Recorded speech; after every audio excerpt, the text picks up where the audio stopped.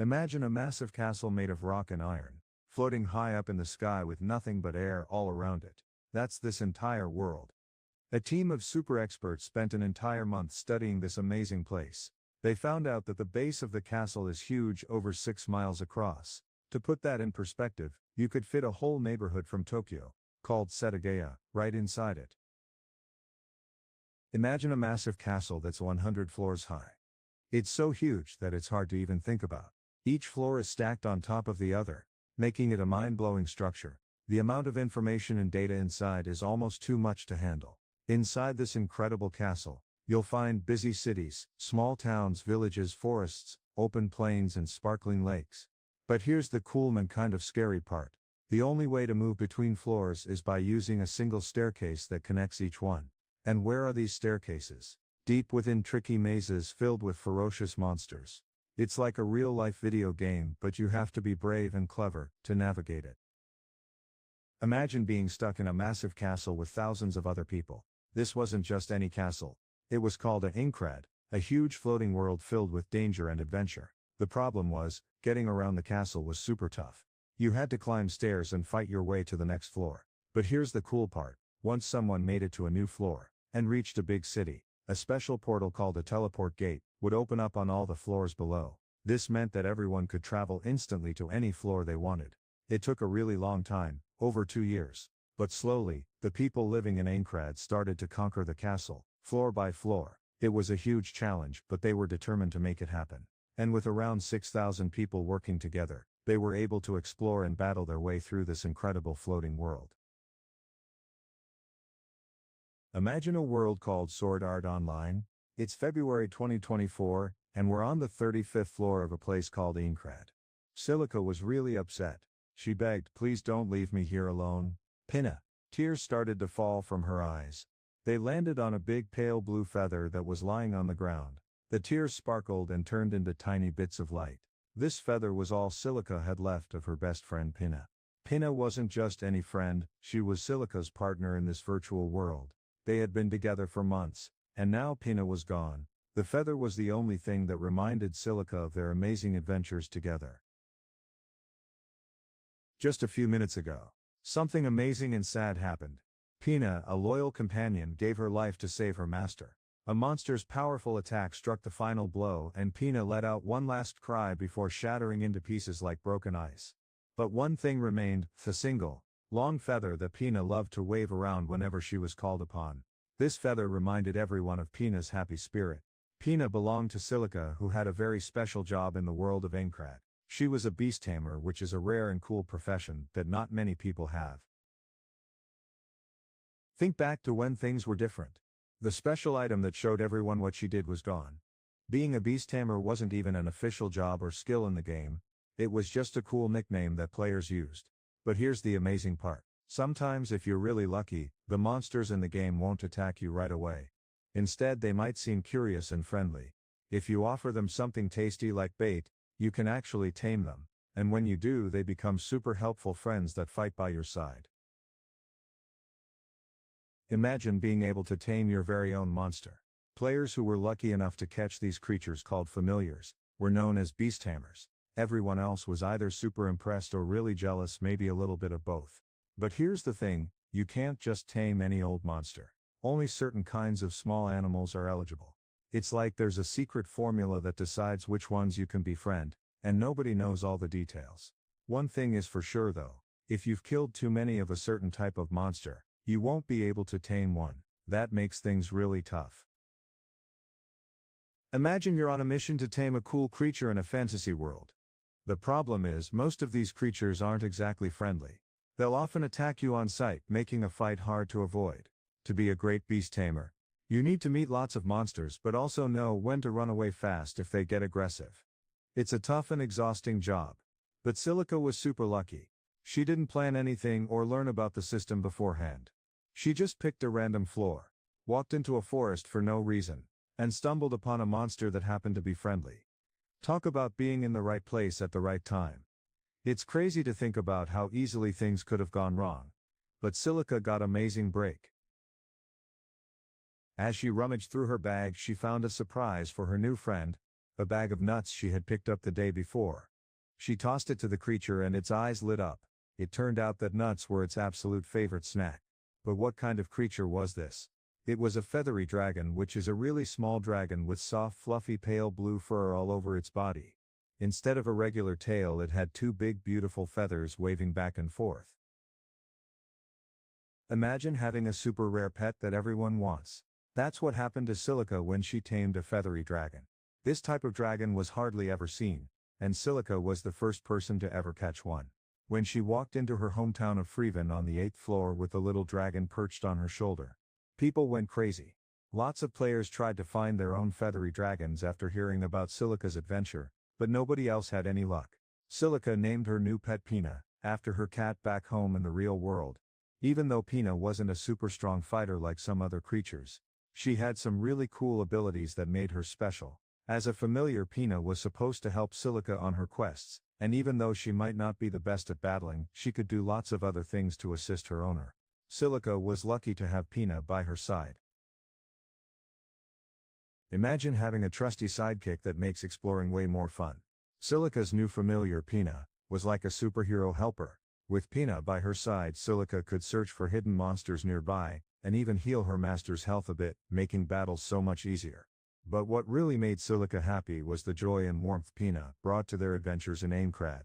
It was like having a constant companion that cared about her. Okay, so Pina wasn't super smart, she couldn't talk or anything. And she only understood about 10 simple commands. But still, it was awesome to have her around. Imagine being stuck in a virtual world like Sword Art Online when you're just 12 years old. That's what happened to Silica. She was terrified and felt totally alone. But then she met Pina, and everything changed. Pina helped Silica find the courage to start her adventure in CSO. With Pina by her side, Silica finally felt ready to really live in this virtual world. Over the past year, both Silica and Pina have learned a lot, and become stronger players. They've had some amazing experiences together.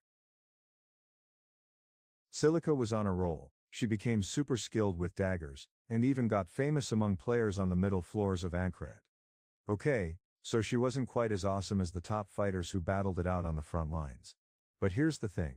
Out of 7,000 players who were still alive, only a few hundred were brave and crazy, enough to tackle the super tough upper floors. These daredevils were known as clearers, and they were almost as rare as someone who could tame wild beasts. Imagine being a superstar in a super popular video game. That's exactly what happened to Silica. She became one of the most famous players in the game, and it wasn't hard to see why. For one thing, there weren't many girl gamers out there, and Silica was really young, just 13 years old. So when she started playing as Silica the Dragon Master, people went wild. Soon she had tons of fans cheering her on. And with all the attention came lots of invitations to join parties and guilds. It's no wonder Silica got a little caught up in all the excitement. Who wouldn't want to be part of the action? But then Silica's pride got her into big trouble. It all started with a small fight. 2 weeks earlier she had been invited to join a group of friends on an adventure. They were going to explore a part of the game world called the Forest of Wandering on the 35th floor. This forest was actually pretty safe since players had already cleared out all the tough stuff on higher floors, all the way up to the 55th floor. But Silica still thought it would be fun to go along and show off her skills. Little did she know this trip would lead to a huge mistake that she would really regret. Imagine being in a huge adventure game. The best swordsmen were so focused on exploring the secret paths on each floor, that they forgot about the smaller dungeons. That's where Silica and her team came in. They were a group of 6 experienced fighters who decided to take on one of these hidden areas, called the Forest of Wandering. For hours, they battled monsters and searched for treasure. And it was totally worth it. They defeated lots of creatures, found some amazing treasure chests and collected tons of cool stuff. It was an epic day of exploration and adventure for Silica's team. They proved that even the smaller dungeons can be super exciting and rewarding, if you're brave enough to take them on. As the sun began to set, the group realized they were almost out of healing potions. It was time to head back to town and call it a day. As they packed up, the other girl in the group, who carried a super cool spear, gave Silica a teasing glance. "Hey, when we get back we'll divide up all the awesome stuff we found," she said with a hint of competition in her voice. Things started to get heated. "You don't need any healing crystals, do you?" Someone said, "Your lizard can already heal you." Silica quickly shot back, getting a little testy. "And what about you? You were just standing around doing nothing on the back line. You wouldn't know what to do with crystals, even if you had them." The argument kept escalating, and no matter how hard their leader tried to step in, it was no use, the fight just got worse. Silica had had enough. She blew up at her group saying, "I don't need your useless stuff. I'm done working with you guys. There are plenty of other teams that want me on their side." The leader tried to calm her down, begging her to stay until they got out of the forest and back to town. But Silica wasn't having it. She stormed off in a different direction, foaming with anger. Even though she was alone now, Silica wasn't too worried about the monsters on the 35th floor. She had mastered most of her dagger skills, about 70% of them, and her friend Pina had helped her get really good. With those skills under her belt, Silica felt pretty confident that she could handle whatever creatures came her way. Imagine being in a huge forest surrounded by giant trees, and trying to find your way out. That's exactly what happened to Silica. She should have been able to defeat any enemies easily on her way back to town. But things got tricky. She got lost. The Forest of Wandering is called that for a reason. It's like a giant board game with lots of small areas to explore. Here's the crazy part: every minute or so the paths to get out of each area change. So if you're not careful, you'll end up going in circles. To navigate through the forest, you have two options: be super fast and run through each area before the paths change, or buy a special map in town that shows you the way. The problem was only the group leader had a map, and it wasn't like Silica could just teleport back to town. The magic crystals in the forest would send her to a random spot instead of safety. So what did she have to do?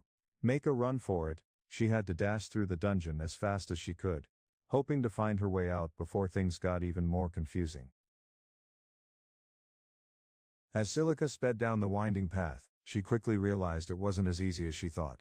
The trail twisted and turned, with tree roots sticking out everywhere, just waiting to trip her up. She was supposed to be heading straight north, but every time the clock struck a certain hour, it sent her in a completely different direction. This kept happening, and Silica started to feel really tired. The sun was setting, casting a deep red glow over everything. The more she rushed to escape the darkness, the more lost she became. Finally, Silica stopped running, and just hoped that the path would eventually lead her out of the forest. She clung to that hope, wishing she'd reach the edge soon. Things weren't going well for Silica. As she journeyed through the darkening landscape, monsters started to close in. She was strong enough to take them on, but it was getting harder to stay on her feet. Even with her trusty friend, Pina, by her side, battles were taking a toll. Soon Silica ran out of healing potions and special crystals that could fix her wounds. Pina seemed to know Silica was getting nervous, so she perched on her shoulder and started making soft kuru sounds. The little creature even nuzzled Silica's cheek with her head, trying to calm her down. Silica sighed as she petted her partner's super long neck. She was really sorry for losing her temper earlier. It had gotten her into big trouble. As she walked, she started praying to God in her head. "I'm so sorry," she thought. "I promise I won't think I'm better than everyone else again. Just please, get me out of this spooky forest." She stepped into the swirly teleport zone, hoping for a miracle. But after a few seconds of feeling dizzy, she opened her eyes to find the same creepy forest staring back at her. The trees loomed ahead, and the meadow that usually surrounded the forest was nowhere to be seen. Silica felt a pang of disappointment, and started walking again. But then Pina's ears perked up, and she let out a loud kuru. It was a warning signal. Silica's hand flew to her short sword, pulling it out of its holder. In a flash, she spun around, ready to face whatever was coming their way. Pina was staring at a huge moss-covered tree, its branches reaching out like giant arms. Suddenly, a low growl rumbled from the shadows, making Silica's heart skip a beat. Something was lurking just out of sight. Silica zeroed in on her target, and suddenly 3 yellow cursors appeared. Her eyes widened. These weren't just any monsters. They were drunk apes, some of the toughest creatures lurking in the Forest of Wandering. Silica's heart skipped a beat as she bit her lip, but she wasn't supposed to be intimidated. As a mid-level player, she should be able to handle this. Usually players like her played it safe when exploring the wilderness, keeping a safe distance from any potential dangers. Imagine being a gaming hero who can take down 5 fierce monsters at once, without needing any help. That's what some players aimed for. But not everyone had the same goals as the superstar fighters who tried to beat the game. For many mid-level players, adventuring was about making enough coal, the game's currency, to pay for everyday stuff. They wanted to level up just enough to stay comfortable and avoid falling behind. Plus, it was a great way to have fun and not get bored. But none of those reasons were worth risking your life in the real world. In the town of beginnings, over 1,000 people had never ventured out, because they didn't want to take any chances that could get them killed. On the other hand, players needed to earn money regularly to buy food and a place to sleep. And let's be honest, it's frustrating when you feel like you're not as good as others in the game. This feeling of being below average can be really annoying for gamers. Imagine being stuck in a virtual game for a year and a half. But by now, players in SAO were getting brave. Many of them loved to explore the wilderness, going on exciting adventures, as long as it was safe, of course. Silica, also known as the Dragon Master, was one of these players. She was pretty tough, so when she met 3 drunk apes on the 35th floor, you'd think she'd be just fine. After all, she had plenty of experience by now. But here's the thing, these drunk apes were no ordinary monsters. They were actually the strongest ones on that whole floor. Silica's eyes snapped open, and she was ready to fight. Her trusty blade was at the ready, and Pina hovered beside her, prepared for battle. Suddenly, a group of huge ape men stepped out from behind the trees. They were covered in dark red fur and looked super strong. Each one held a big club and a weird jug made from a gourd wrapped in rope. The apes let out a loud roar, showing off their sharp teeth. But Silica didn't hesitate. She struck first using her cool move called Rapid Bite. It was a fast dagger attack that caught the apes off guard. Then she quickly followed up with a bunch of swift kicks and slashes that left them stumbling. The ape men were big and powerful, but their attacks were slow and clumsy. They swung their clubs hard, but Silica was too fast for them. She dodged and weaved around their blows, using her quick reflexes to stay safe. The apes might have been strong, but Silica's speed and skill gave her the upper hand in this fight. Silica was on fire. She struck fast and accurate, then jumped out of the way just in time to avoid getting hit back. This game of tag went on for a few rounds, with Silica landing quick hits and dodging the apes' attacks. The first ape was getting weaker by the second its health bar was shrinking fast. Meanwhile, Pina was helping out her friend by blowing bubbles that confused their enemies. It was the perfect teamwork. Just when Silica was about to deliver the final blow to the first ape man with her super cool move, Fat Edge, a new enemy, suddenly appeared out of nowhere. This newcomer popped up right next to the first ape, on its right side, and Silica had to think fast to take it down. Silica had to switch up her plan. She started focusing on the second ape instead. But then she saw something weird. Her original target took a step back and started drinking from a gourd it was holding, and that's when Silica noticed something that made her jaw drop. The first drunk ape's health was suddenly filling back up super fast. Something cool was happening. The liquid inside the gourd seemed to have special healing powers. Silica had battled those crazy drunk apes before, 10 on the 35th floor, to be exact. There were 2 of them, but she had taken them down easily. She had beaten them so quickly that they didn't get a chance to use a sneaky trick she was just discovering now. She clenched her teeth and focused on the second ape. She was determined to beat it before it got away. With a burst of energy, she attacked the monster, watching as its health bar dropped to almost 0. Just as she was about to deliver the final blow, she stepped back to get ready, and that's when the third ape jumped into the fight. Things were not going as planned. The first ape was almost back to full strength, and Silica was getting really frustrated. She could taste her impatience, like a bitter flavor in her mouth. The truth was, Silica wasn't very good at fighting monsters on her own. Just because she had a safety net with her levels didn't mean she was actually skilled enough to take down these creatures. As the seconds ticked by, Silica's frustration started to turn into panic. She was beginning to feel really scared. Silica's attacks started to miss their mark, giving her enemy an opening to strike back. She had just taken down the third ape to half health when she got a little too confident. Silica tried to chain together way too many moves, but it didn't work out. For a split second, she was frozen in place, and that's all the time the ape needed. It swung its massive club made from a thick piece of wood, with incredible force, and landed a critical hit. The club might have looked simple, but it packed a big punch, thanks to the ape's super strength. In just one blow, Silica lost almost a third of her health points. Silica's spine tingled with fear. Things just got worse. She was out of special medicine to heal herself. Her friend Pina had a special power that could help a little, but it wasn't super strong.